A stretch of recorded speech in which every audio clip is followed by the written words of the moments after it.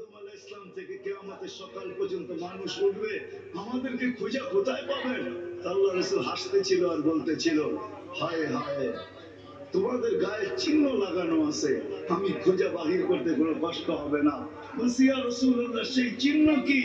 বললাম, মুআজ্জিলিনা মিন আসারিস সুজুদ, তোমাদের সিজদার জায়গা দিয়ে নূর ফুটা বাহির হবে, নামাজের উজুর জায়গা দিয়ে নূর ফুটা বাহির হবে, আর কারো বাহির হবে না, তোমাদের বাহির হবে।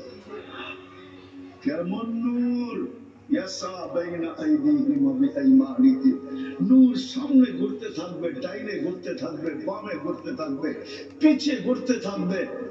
রিয়াদুস সালিহিনের কিতাবে হাদিসে আছে, নবীরা পর্যন্ত দেখা আক্কা বাক্কা খাবে। এরা কারা?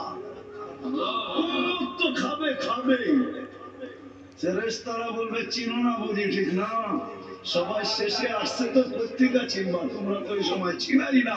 এটা উম্মতে মুহাম্মদ, উম্মতে মুহাম্মদ। আজকে উম্মত নবী চিনে, দাবি জানে না। শেষ জায়গায় চলে আসছে, আর কিন্তু লম্বা হবে না। আল্লাহর দাবি আমাদের কাছে, আল্লাহকে রাজি। যদি এই ছোট জীবনটা সুখে থাকে।